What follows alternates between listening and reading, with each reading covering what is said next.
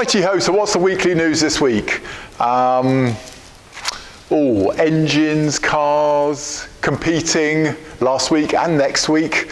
Where shall we start?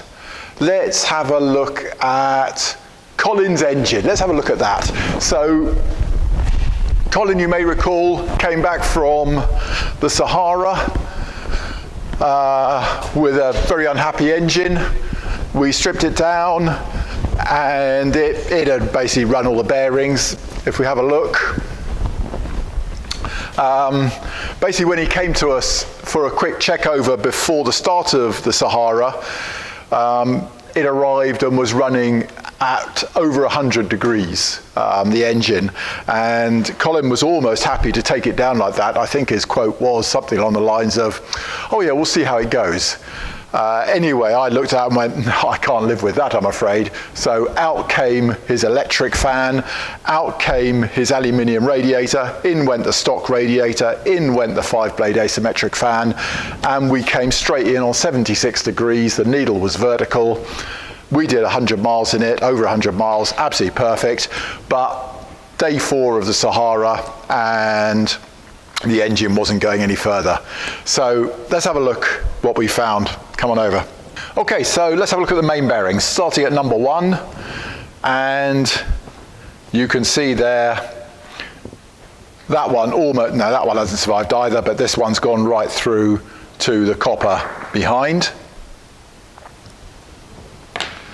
That's the other side of number 1, actually rather more obvious there.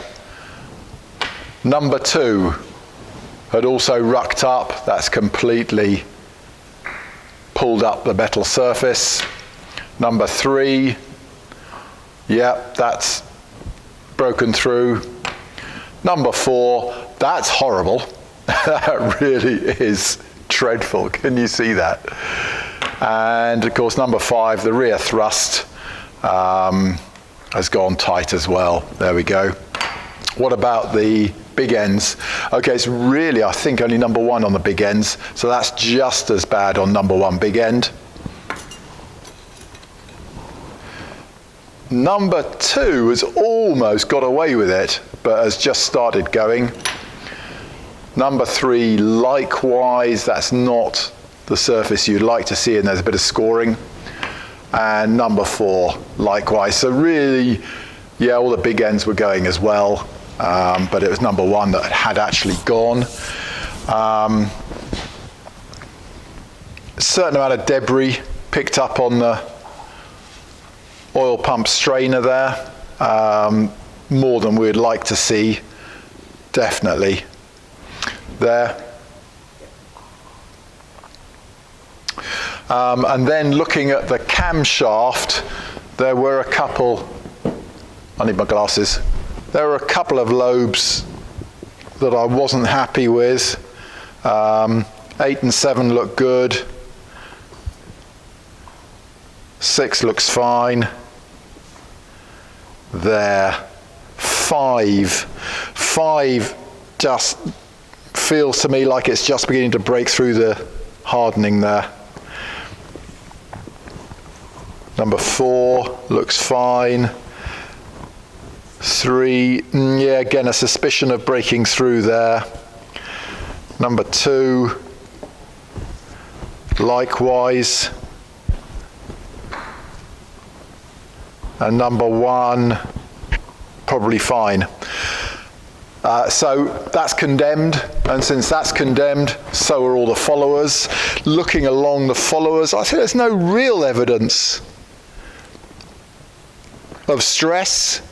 But this is a rally engine. I just can't justify putting stuff back together again in an engine that has totaled. By the way, so we thought it was just bearings, so we took the engine and crankshaft pistons to Scholar, and fairly quickly they called us back to point out to us that the crankshaft was bent.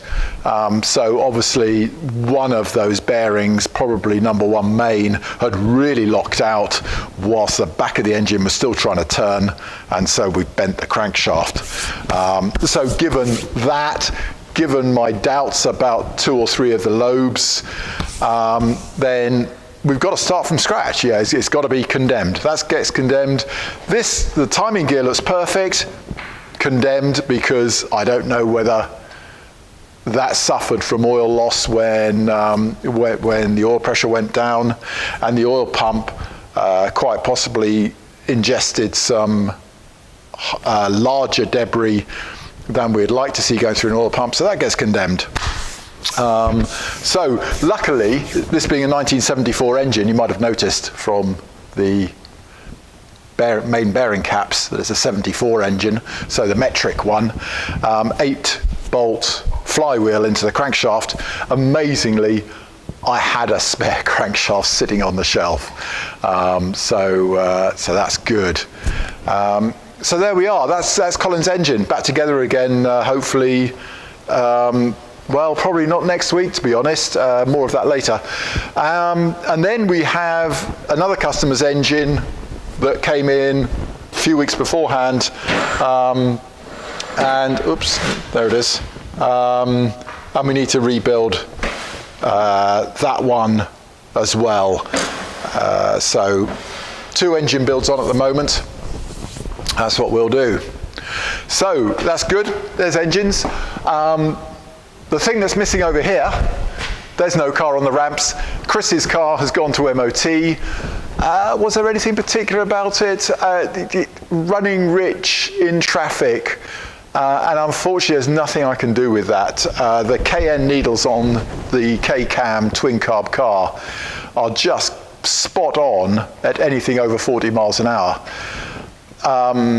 Trickling through and idling, they tend to run a touch rich, and I just can't find a needle that does anything different, anything better than that. And so therefore, I live with the fact that on the open road it's running well, and we wind up the idle speed to compensate for that over-rich idle, so that as it decays, when you're sitting in traffic, it shouldn't stall. So yeah, I'm not happy with that, and if we could somehow order our own particular needle, it would be well worth doing so. I'll talk to Berlin about that, actually. You never know. I don't know how the manufacturing process works on those needles, but it's possible I could get my own bespoke needle, a bit fatter at the base. Wouldn't that be lovely? I'll talk to them. So that's Chris's car, so that should be back today. And what about motorsport? So both Amy and I were out in different cars at the weekend on the Dansport out in Derbyshire. This is a great rally in principle. It starts with a night section on the Saturday night, which just love night sections. Amy and I both brought up on 12-car rallies and just used to doing the stressful bit of night navigating and plotting, and where we can usually assume we can pick up a load of places. Certainly for my own case, I can usually be touching the top 10, and Amy's case well up the top of top 10. And then all day Sunday rallying as well. And it was a wet weekend in Derbyshire. Apparently it dried out a bit must have been around midday on Sunday, but I don't know that. So Amy was out in the 142, Callum was driving for her, and Amy navigating. They were lying second overall to the penultimate time control of Saturday night, and then ran out of petrol. Okay, that difficult one, that one, because the petrol consumption all the way down from Yorkshire, absolutely fine. Petrol consumption all day Sunday and on its way back home, absolutely fine. Petrol consumption on Saturday night, through the roof. So the only thing that springs to mind that Amy suggests is possibly the choke had been left on. I think they'd have spotted that, but I can't think of anything else that explains it better. Because they got through 30 litres. Now 30 litres should at least be twice the mileage they did, if not 3 times the mileage. I think we put 10 litres into our car at the end of the night, and that was brimmed. So, so that was annoying and dropped them down. And then they had a good day Sunday until after the last regularity, they went into the last set of 3 tests, and the prop shaft was clearly unhappy. So they limped home to HQ to record a finish, limped home back to Yorkshire, and indeed it turned out the centre bearing completely seized and had ripped itself out of the bearing carrier. So they're now busy, they've rebuilt the prop shaft, and they also spotted 2 wheels had been damaged. It was a rough rally. It was a rough event. We were kind of shocked, but then we weren't running in a Volvo. But they also discovered that they had badly dented 2 rims, so they've been condemned. And I've just managed, I'm really struggling to find rims for the 140 right now, so I've struggled to find 3 really nice alloys. I'd rather have given her a set of 4 steels. I just don't have a matching set. It's that difficult. So that's her, and so why the panic? Well, of course, on Wednesday, everyone's driving out to Blackpool for the big event, the RAC Rally of the Tests. So that starts Thursday night, goes Friday and Friday night, Saturday night and Sunday to the finish in Torquay. So that's why they're panicking a bit at the moment, trying to get wheels and tyres. Tyres are a problem. Maxxis appear to have stopped making their gorgeous 185/65 R15 gravel tyres, which I'm amazed at because everyone seemed to be fitting them. But they managed to blag a set of 4 brand new ones off Harvey Steele, who isn't competing for the rest of the year. So she was pleased with that. I've just got to get those rims up to her. So that hopefully should sort the 142 out for Amy. Gareth and I, because of so close to next week's event, so we'll be out in Gareth's Amazon, and we didn't want to risk the Amazon by competing the week before, ran out in a Volkswagen Golf GTI Mark 1. And lovely car on regularity because it's so quick to get up to speed. Hills don't tend to affect it much. It's small and live. So yes, on regularity it seemed very easy to stay on the pace. Unfortunately, the 3rd cattle grid we went over on Saturday night gave an almighty crash through, and it seems like every crew went, what happened there? Because every one of us obviously had gone through 2 cattle grids and said, oh, we can go through here at standard speed, we don't have to slow down for it. And then this one we all hit, and God, it shook your fillings out of your teeth. It was a heavy hit. And then I looked up and thought, trip meter's dead. So I ran for the 3 night regularities on Saturday without a trip meter. I think we dropped 4 minutes in the end, which is okay, I suppose. I'm sure the young Turks like Neil Frost could have kept that down to less than 4 minutes, but no, I was okay with that. That seemed fine by me, 4 minutes with no trip meter. Saturday morning came round, filthy, disgusting morning, driving rain and wind, poor old marshals. We got through regularity 1, got through the tests, and just before regularity 2, found that our wiper, the driver's wiper linkage, had detonated, completely destroyed itself. So we had no wipers. We struggled through to the transit section, and quite rightly, Gareth wasn't happy that it was safe, and so we went extremely steadily to Coffee Halt and retired. I'm told that shortly after the Coffee Halt, the rain ceased. However, that doesn't mean to say, of course, once the rain has stopped, you've still got mud and grit flying up on the windscreen. If you've got no wiper, you've still got a problem. So I'm not sure it's particularly relevant that the rain stopped. We still probably would have had to have retired.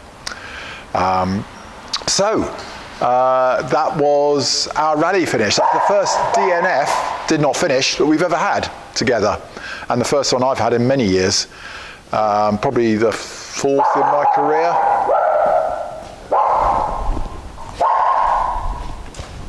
Deke, no. Okay, so next week, I've got, today we're hoping to get the engines back for this. So perhaps I'll be building an engine tomorrow, or maybe finishing off Chris's car to hand that back. And then Monday, Monday's fine. Tuesday, we're handing over Silky, my yacht, so that leaves here, so that's going to be a busy day. Wednesday, then I've got to go and pick up a one-way car hire and start heading out to Blackpool. And I'm picking up another navigator, Martin Pitt, who's Harvey Steele's navigator, a very good navigator, and he's sharing the ride with me out there. And I'm guessing probably, assuming we get to Blackpool, to Torquay at the end of the rally on Sunday, it looks like I might get a one-way car hire back again on Monday morning to get back here, since it's very difficult to get back into Suffolk, or out of Suffolk, really. Good. That's it. Nothing else to say, I don't think. I'll tell you what, just say that. These, I'm pretty sure, are Spicer side gears and a single pinion. Now, I can't actually confirm that because, of course, being Spicer kit, there's no Volvo part number on them. But they look for all the world to me like Spicer, and I just do not find it in me to believe that they're not ENV. So, if you have a need, or think you might have a need at some point, for a pair of Spicer side gears and pinion, then do let me know. What do I sell those for? 20 quid? 20 quid for a pair of brand new side gears and a single pinion. As I say, I'm pretty sure that has to be Spicer. And I'll just double check that. But if you know of anyone who might use those, do let me know, because I really don't want to put those into the skip. I'd rather sell them.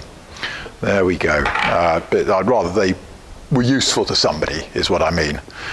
Okay, that's it.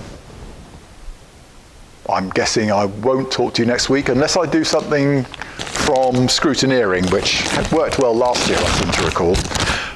So I might try and do one straight from my telephone next week. Otherwise, I'll talk to you in 2 weeks.